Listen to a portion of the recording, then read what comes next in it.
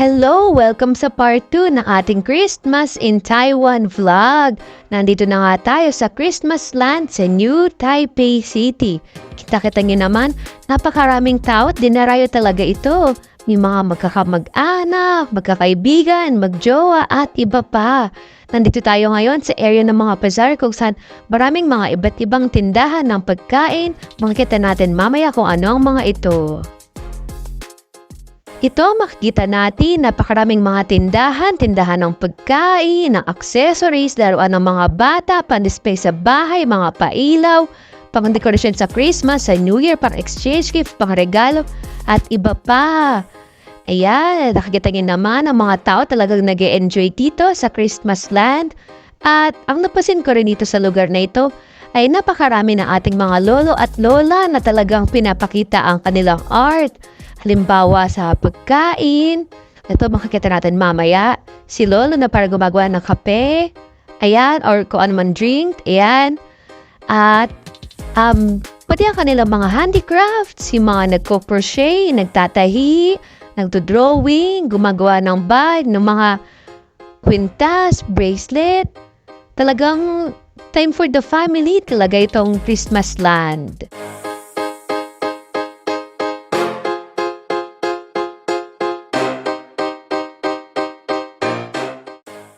Bukod sa mga tindahan ay meron din silang mga show na ginaganap. Makikita niyo naman dito, ito si ate nagpe-play ng parang Chinese traditional musical instrument at meron din mga batang nagkakantahan, nagsasayawan at iba pa.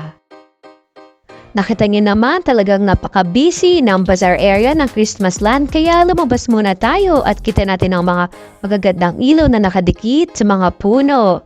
Ayan. Dito tayo dumaan kanina pero hindi pa ito ganito kaganda. Pero kita niyo naman ngayon, talagang napakakulay ng paligid. Ayan. Ayun na nga po, medyo lumayo tayo. Kaya bumalik tayo dito sa loob ng Christmas land. At kita niyo naman, ayan, napakarami ng ilaw. Kung naalala niyo sa previous video natin, yung reindeer, diba? Tulog pa. Pero ngayon, ayan, maliwanag. Gising na siya.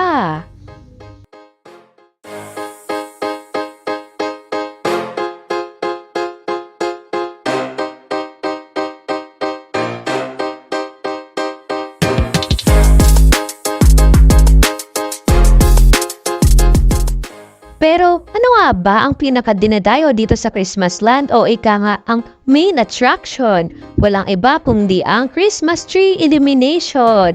Ayan, tatahimik muna ako ha para ma-enjoy nyo at papalitan din natin yung music para hindi tayo, alam nyo na. Okay, enjoy watching!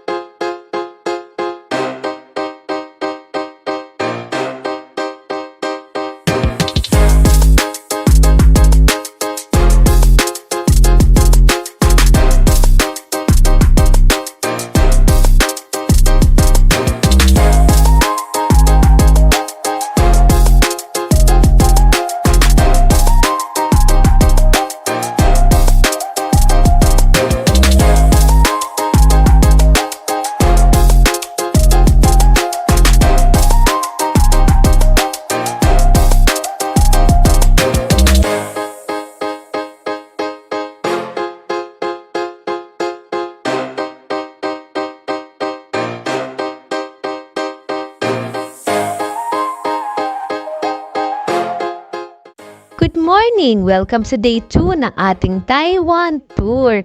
Nandito ulit tayo sa breakfast buffet ng Taipei Hotel B. Siyempre, lafang muna para may energy for the day. Ito kanilang pagkain. Yan, may chicken salad, tuna salad, iba't ibang salad. At dito naman, titignan natin ang mga tinapay. Nakita nyo na to. Pero itong hindi nyo pa nakikita, yung pang toast ng tinapay. Ayan. At syempre, hindi mawawala ang kanin. Ito, yung steamed mantou.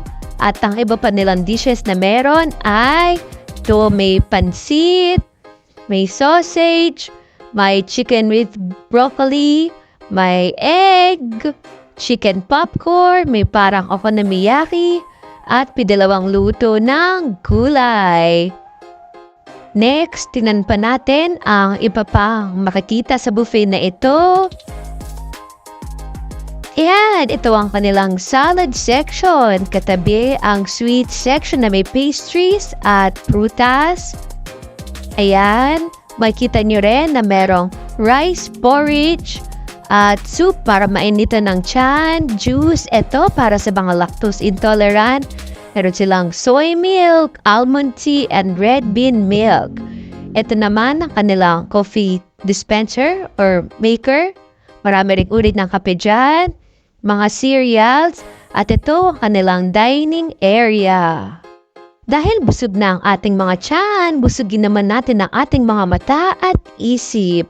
Tayo ngayon ay magtutour sa... Teka, saan nga ba tayo pupunta? Bakit parang dagat na ito?